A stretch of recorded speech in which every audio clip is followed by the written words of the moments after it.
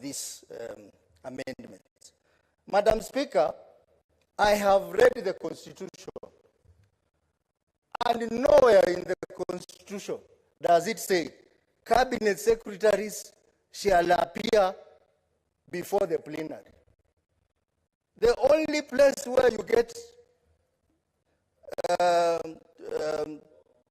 appearance of the cabinet secretary is in Article 153(3) that says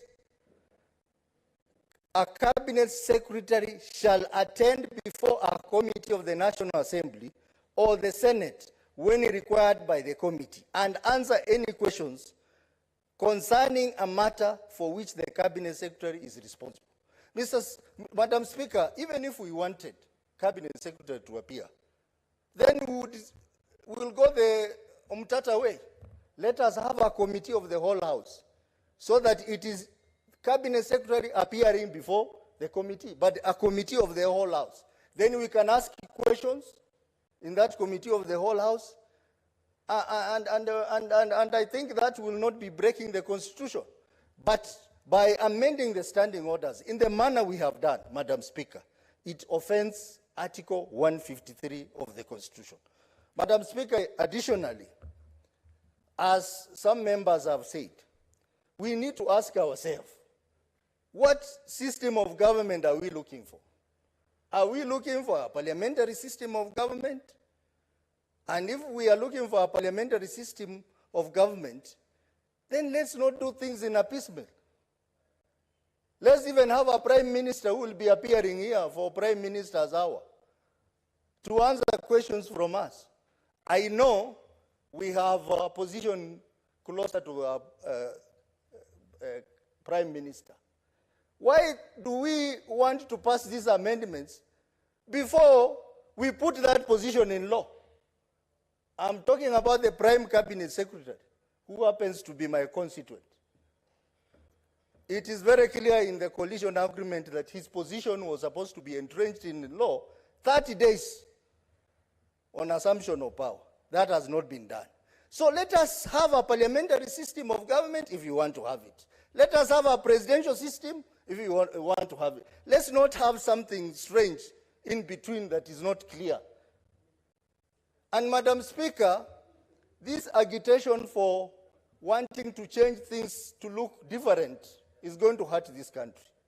We have had cases where laws have been changed, operations in government have changed. Even the other day we heard that you don't have to go through the Ministry of Foreign Affairs on a diplomatic issue.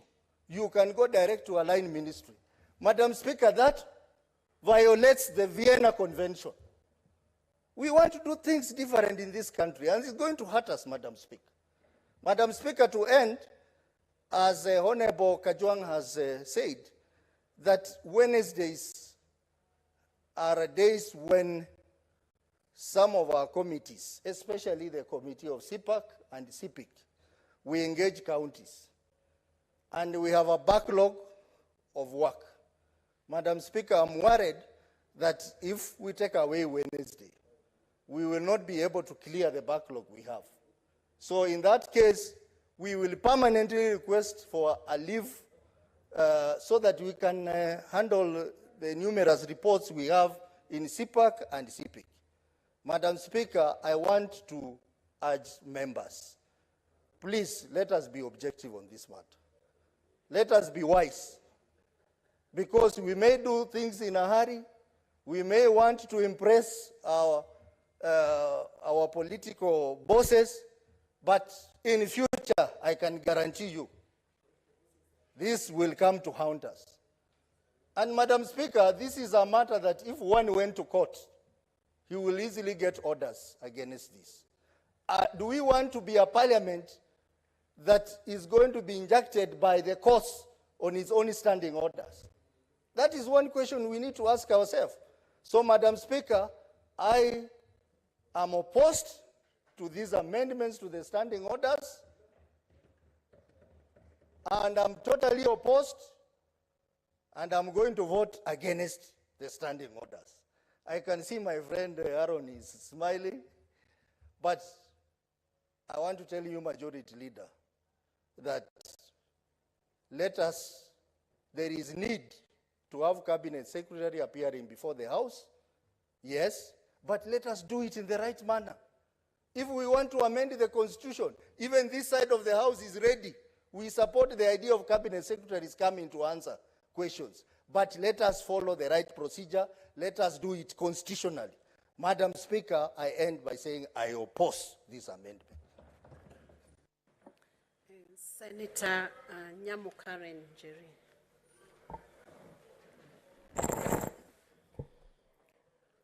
Madam Speaker, I wonder how any member of this Senate would have an issue with Cabinet Secretaries coming to answer the people's concerns at the floor of this House.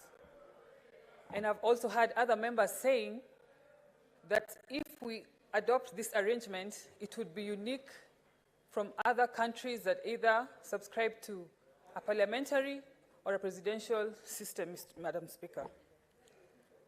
And Madam Speaker, I wonder what is wrong with us having our unique ways, or in us getting innovative to to deal with our own unique challenges. Mr. Speaker, there are many many statements have been brought in this House addressed to committees. I happen to sit in the Security Committee, where I am Vice Chair, and this committee happens to have the highest number of statements at 33 statements, Mr. Speaker. And getting these answers to the floor happens to take ages. Mr. Speaker, also the issue of communication, there is also the aspect of distortion in communication. It is best that the Cabinet Secretaries come here and answer these concerns themselves so that we don't have any distortion of information. Allow me, Madam Speaker, to applaud our Majority Leader for bringing this very timely motion, because we have very wonderful motions and bills tabled in the floor of this House that will benefit from this motion. Personally, I have brought before this motion a proposal to increase the minimum wage from 15,000 to 22,000, Madam Speaker. And if we get to pass this motion, such motions are going to get passed in good time so that we can serve the country, Madam Speaker.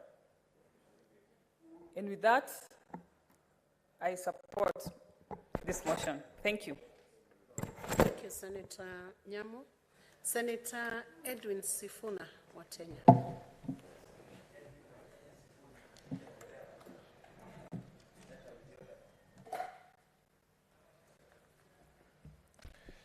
Madam Speaker, I rise to join my colleagues on the minority side who have opposed this particular motion. And I stand here in the full understanding of the futility of our effort, but still we will do what we think is right in accordance with the Constitution. Madam Speaker, as Senator for Busia has said, all of us have taken an oath to defend the Constitution, and that is exactly what we do. I have just come from Kiambu Police Station, Madam Speaker, where I had been arrested, purportedly on charges of unlawful assembly at my own offices at KICC, Madam Speaker. And it absolutely breaks my heart, some of the comments that have come from the chair of the Energy Committee, knowing that I'm a very strong member of that committee.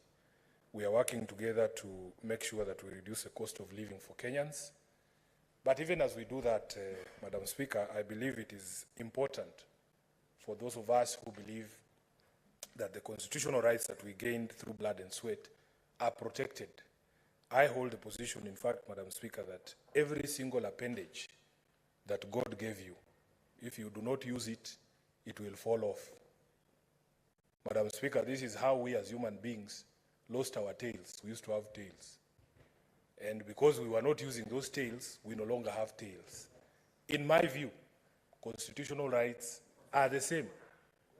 Constitutional rights are the same. I'm a student of evolution. Dr. Khalwale. So even these rights, the exercise of these rights is what gives them life.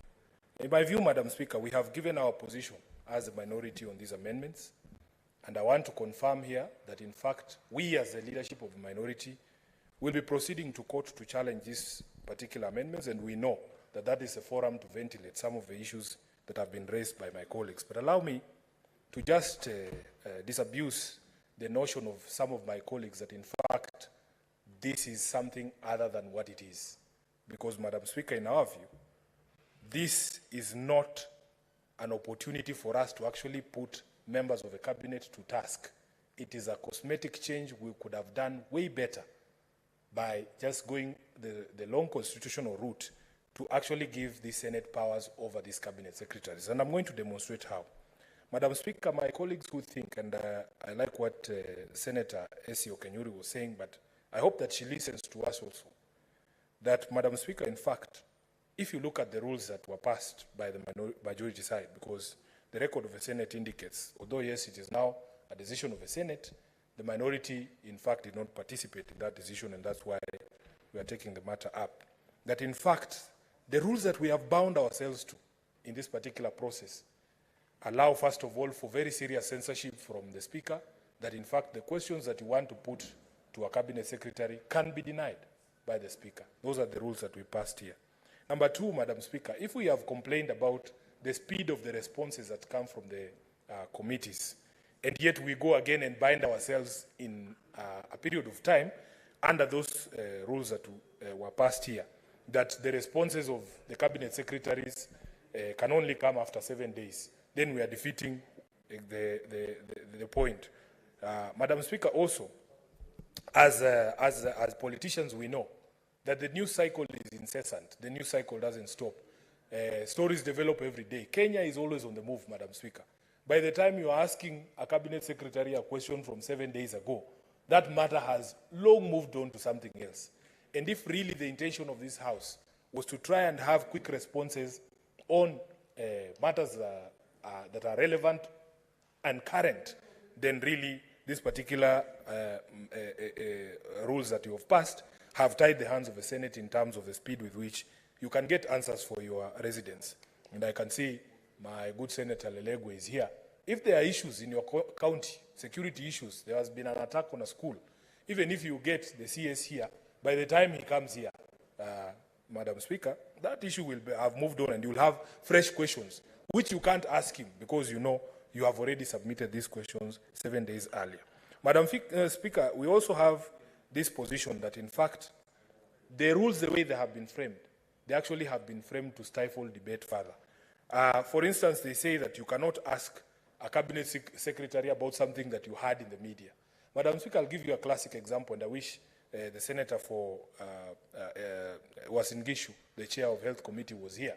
Just a few weeks back, I read in a newspaper that there was this policy. It was actually a secret policy in the Ministry of Health that was going to restrict labor migration in health services to other countries.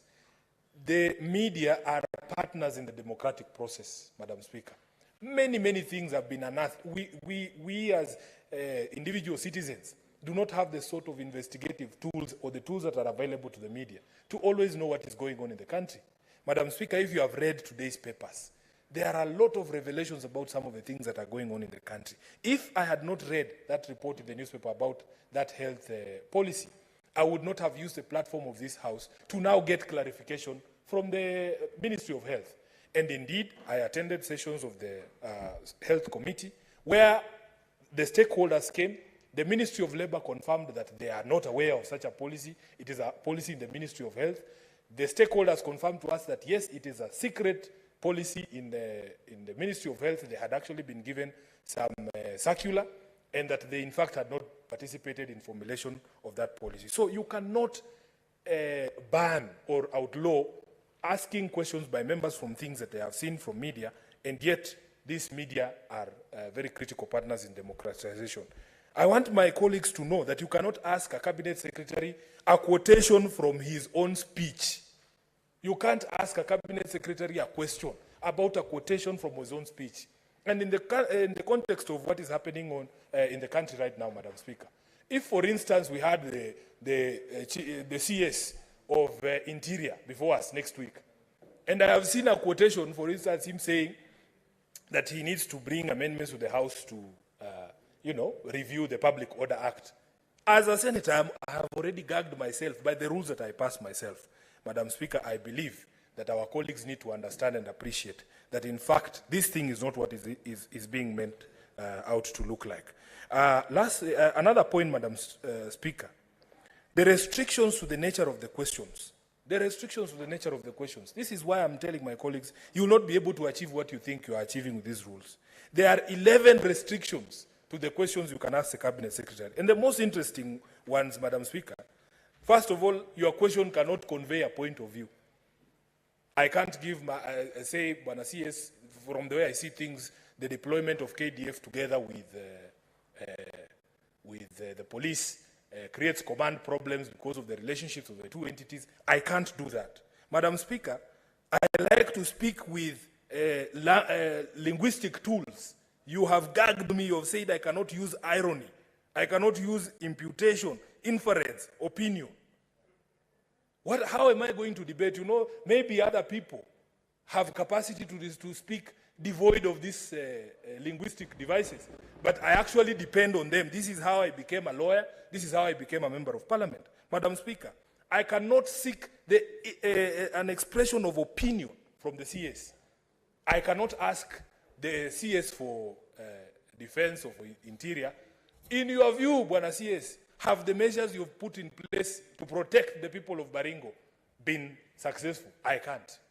Because this is how we have tied our hands, in such a way that, in fact, this is something totally useless to us as a House, and I think that we have unnecessarily tied our own hands.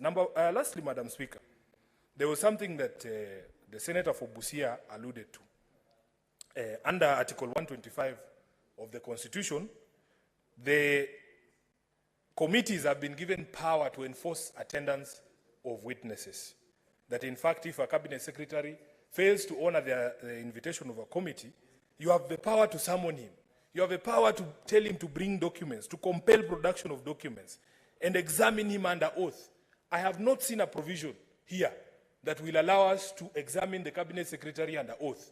If he comes and he refuses to take oath, and I have seen in our committee at PAC, there are governors who came and insisted to be shown what is the provision that requires me to take an oath. Luckily for us, we have the Constitution to hide under. Article 125, we tell you, you have to take oaths so that the things that you're telling us are truthful. And the reason why people take oaths is so that there are consequences to the things they say, Madam Speaker. So if we have not provided that these Cabinet Secretaries can take oath, if we can't summon them, if we can't summon documents from them, if we can't compel their attendance, you have provided in these standing orders that all we can do is to start motions of censure. Madam Speaker, why would we as a House take away powers, constitutional powers that have already been granted to committees of the House, and yet the entire House is not avail those same tools? So, Madam Speaker, for me, and having said that we needed to respect the structures in our Constitution, their separation of powers, other institutions are defending their turf. We are the only institution of the three arms of government that are giving away their role in the democratic space in this country. I saw it the other day, the courts very strongly pushed back against an attempt by some people to bring in the courts in terms of enforcement of Article 37 rights, and they said everybody has their role. Why are we as a parliament, why are we as a Senate, Madam Speaker, ceding ground? And you know, every single ground you cede is going to be taken up by another arm or body. Luckily for us, because we still have an opportunity to ventilate these matters before the courts, we are hoping that we will be able to succeed before any of these people steps here and soils this hallowed house. I thank you, Madam Speaker. Lastly, we'll have Senator David Wafula. Yes. Asante sana Mheshimiwa Spika. Nimesikiza maoni kutoka pande zote na naona muda unasonga. Watu kwetu kule nyumbani husema, na nitaomba nizungumze kwa lugha asilia kisha nitafsiri. Fisi aliambia jiwe, japo utanyamaza umesikia. Wakasi la waulile. Ndugu zangu Mheshimiwa Sifuna na wenzake What is your point of Wame- order, Senator Sifuna? Madam Speaker, the standing orders provide that you must complete your submissions in the language in which we began. I think my brother is out of order. Because I think under the standing order, you are only allowed to read a quotation. You cannot go into this. No, he has to tell us where he's reading from. Senator Can he Sifuna. continue? Because he had already said what he wanted to say in Kiswahili. Though he needs to continue in that language, Madam Speaker. Senator Sifuna. Asante sana Mheshimiwa Spika. Nadhani nchi nzima inasikiza mjadala jinsi unavyoendelea na pande zote zina haki na hoja ambazo Wakenya wanasikiza kwa makini sana. Ninaelewa fika yale ambayo yanawashinikiza ndugu zetu walio wachache kwenye bunge. Ni sawa, sheria inawapa uwezo wa kusema yale mnasema. Lakini cha muhimu kule tunakotoka, watu wanataka kuona mawaziri wakiwajibika. Mheshimiwa Sifuna, umetaja vipengele ambavyo kwako ama kwa wale walio wachache sheria hizi zinawagandamiza ama kuwafinya maseneta wasijieleze fika mbele ya umma. Ni sawa na tuna nafasi ya kubadilisha. Kile tunasema kama serikali ni kwamba mawaziri ambao wamechaguliwa na Mheshimiwa Rais wanapofanya kazi yao hapa Kenya, lazima wawajibike, lazima wajieleze, lazima wadhihirishe kwamba Kenya hii ni yetu sisi sote. Kwa mfano, Mheshimiwa Spika, juzi tumeona baraza la mawaziri na lilikuwa kwa vyombo vya habari kwamba kutakuwa na kubinafsisha mashirika ya serikali, mahoteli na nyenzo tofauti za serikali. Ni sawa. Lakini hapo kuna mawaziri ambao tunawangoja hapa. Kama ni waziri wa ukulima, kama ni waziri wa biashara, aje atueleze aliuliza nani ruhusa ya kubinafsisha mali ya serikali. Kwa sababu sisi ndio viongozi ambao tunawakilisha wa Kenya. Kwa mfano mimi kama seneta wa Bungoma, hatutakubali kubinafsisha kiwanda cha Nzoia pasipo kuhusisha wapiga kura wa kaunti ya Bungoma. Na hivi kwamba wale ambao wanatoka pembe mbalimbali za hapa Kenya, vile vile lazima waziri waje hapa tuwaweke kwa msasa na watundike juu msalabani jinsi Mheshimiwa Mngatana alisema. Kwa sababu Wakenya wana haki ya kupata majibu kutoka kwa mawaziri.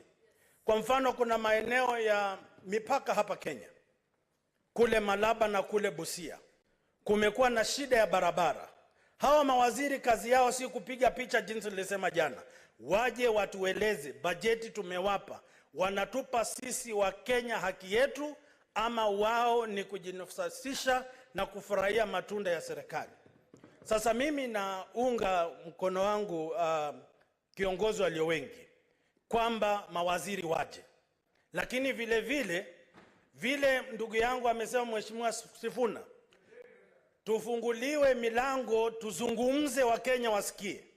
Kama ni lugha tuseme, kama ni mifano tutoe, kwa sababu wanaporudi kwa baraza la mawaziri waambie Mheshimiwa Rais tumewauliza maswali, wameshindwa kujibu, waende wafanye masomo ya ziada nyumbani, tukiwaita tena Mheshimiwa Khalwale watupe majibu tunayotaka.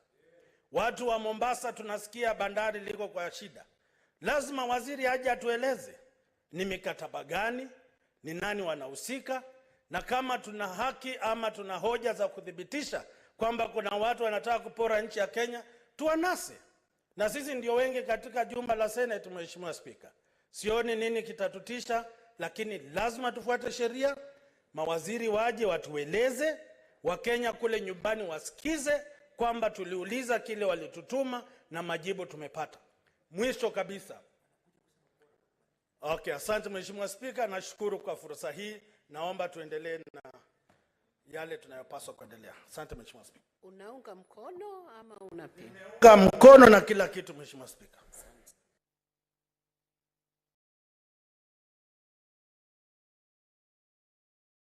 I now call upon the mover to reply. I hope you'll be short. I have communication from the chair. Thank you. Madam Speaker, I took time to listen to our colleagues who have taken time to contribute to this very important motion. Colleagues from majority side and minority side, those in support, those who are opposing. Mr. Speaker, the reason why I keenly listened to each of them is that I wanted to understand if, for whatever reason, there is anything that we have missed in the form and manner in which we have proposed this motion, such that our colleagues from the minority side will be opposed to it. Indeed, when we began this motion, many of our colleagues on the minority side were actually in support. But I don't know what happened along the way, as is becoming the custom nowadays. Our colleagues are in a bad mood. They imagine that there's an animal called a server, which until they see, nothing should work in this country. But some of us see the world differently, Madam Speaker. We believe that once upon the election is over, it's our duty now to serve the people of Kenya. Part of the constitutional mandate that I have is to ensure that I hold ministers to account. And the Constitution has provided. Madam Speaker, I have listened to our colleagues. Each of them dance around. And I was hoping that any of them would cite any constitutional provision that bars ministers from appearing from Senate as a House, Madam Speaker. There's none that I could quote. In fact, to the contrary, Madam Speaker, I was hoping when they finish reading Article 153, which they have quoted so many times out of context, because they cite Article 153.3, which speaks about members, or which speak about cabinet ministers appearing before committees, but forget to read on. This is a common practice that I see with our colleagues. And the other day I challenged them and I told them, stop reading the Constitution the way drunkards sometimes read the Bible, where they only refer to 1 Timothy 5:23, see that it has permitted them to take wine, they close the Bible and run away. There are other dictates of a constitution. If you read down Article 153.4, Madam Speaker, they will have understood what you're trying to do.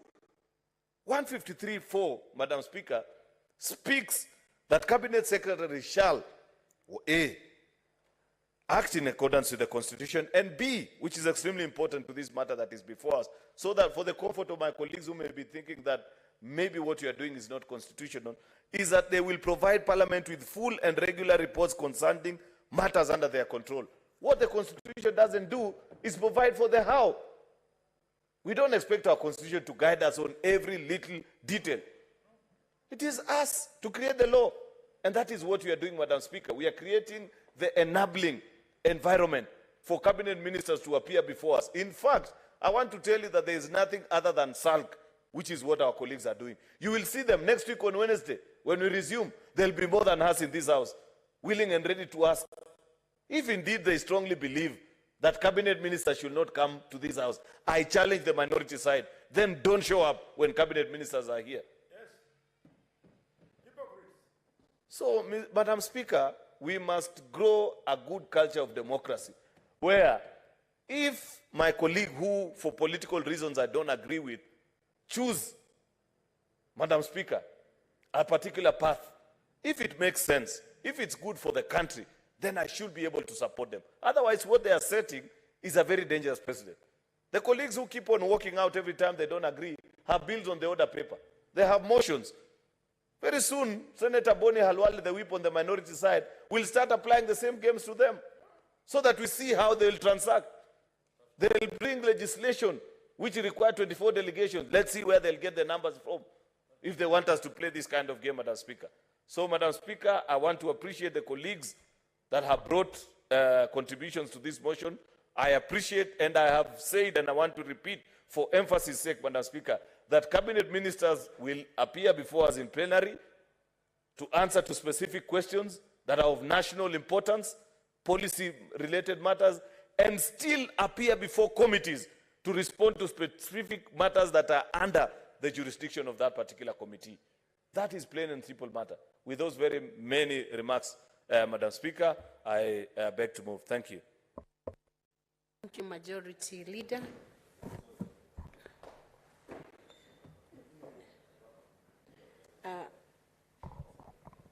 Pursuant to Standing Order 84.1, I hereby make a determination that the matter does not affect counties and put the question, Honorable Senators, that notwithstanding the resolution of the Senate on the approval of the Senate calendar made on 16th February 2023, and noting the resolution of the Senate made on Thursday 23rd March 2023, on the 5th report of the Procedure and Rules Committee, on the amendments to the standing orders of the Senate, and pursuant to Standing Order 32.4, the Senate resolves to amend its calendar regular sessions of the Senate for the second session 2023 to provide for morning sittings on Wednesdays pursuant to Standing Order 34. Will as many as are of that opinion say aye? Aye. Will as many as are of a contrary opinion say nay? The ayes have it.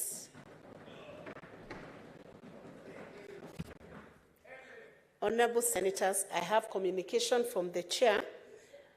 I would like to acknowledge the presence in the Speaker's Gallery this afternoon a delegation from the County Assembly of Bomet, comprising of members of the County Assembly, and the delegation is undertaking a study tour in the Senate. I request each member of the delegation to stand when called upon so that you may be acknowledged in the Senate tradition. So I'll read out the names. Honorable Paul Kirui, Majority Leader and MCA, Danaibosi Ward. Honorable Philip Koril, MCA, Kipkeres Ward. Honorable Wesley Kiprotich, MCA, Chabas Ward. Honorable Leonard Rotich, MCA, Chesion Ward. Honorable Senators, in our usual tradition of receiving and welcoming visitors to Parliament, I extend a warm welcome to the delegation, and on behalf of the Senate and on my own behalf, wish them a fruitful visit. Thank you. I would wish to request the Honorable Senator from Bomet County to welcome this delegation. Thank you very much, Madam Speaker. And I would like to join you in welcoming the delegation of the honorable members of the County Assembly of Bomet, led by the Majority Leader, to this House. Madam Speaker, the team led by the Honorable Majority Leader, commonly known as Back in the Village, Clear Boyot, Madam Speaker, is a committee under County Assembly Service Board. This is a committee that is also dealing with planning and strategy as a subcommittee, and the responsibility that that committee is dealing with is very important and almost in terms of performance of the House. Madam Speaker, I want to encourage them as I welcome that the tradition of this House and the tradition of the County Assembly where they come from gives them the responsibility, which I believe they have experienced in their tour today in the Senate and I'm aware in the National Assembly, the ability to ensure that they pivot their role as members of the committee to ensure that the Assembly is efficient and responsible in its functioning to serve the people of Bomet. Part of the role of the Assembly is similar to the role of this House in terms of their oversight role. That oversight role, Madam Speaker, is to ensure that service to the people of the Assembly is equally the service to the people of the county of Bomet. I want to encourage them to go back having attained not one but several opportunities that they will experience. Madam Speaker, the team, if you will allow me, I'm aware the time is running, comprise very experienced members of the Assembly. The Honorable Philip Korir is a three-timer in the Assembly from Kipreres Ward.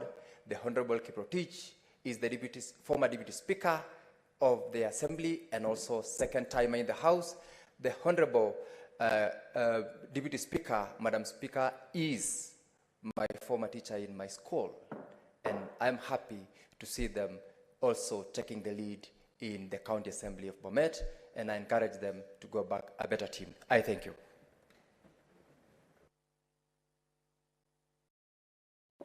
Thank you, Honorable Senator.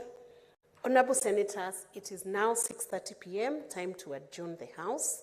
The Senate therefore stands adjourned until tomorrow, Thursday, 30th March 2023 at 2:30.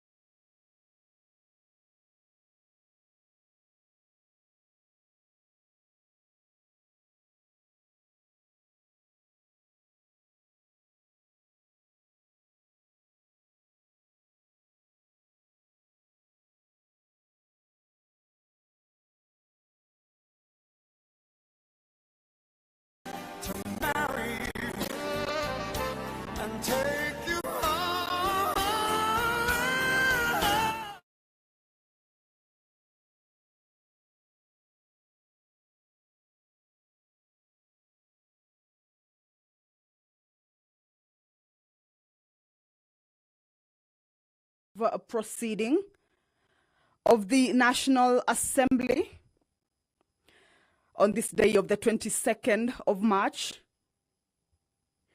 the year 2023. This live broadcast is brought to you by the Parliamentary Broadcasting Unit in partnership with the Kenya Broadcasting Corporation. Members of the National Assembly will this morning be considering a number of motions. The order of business for this morning's sitting is actually loaded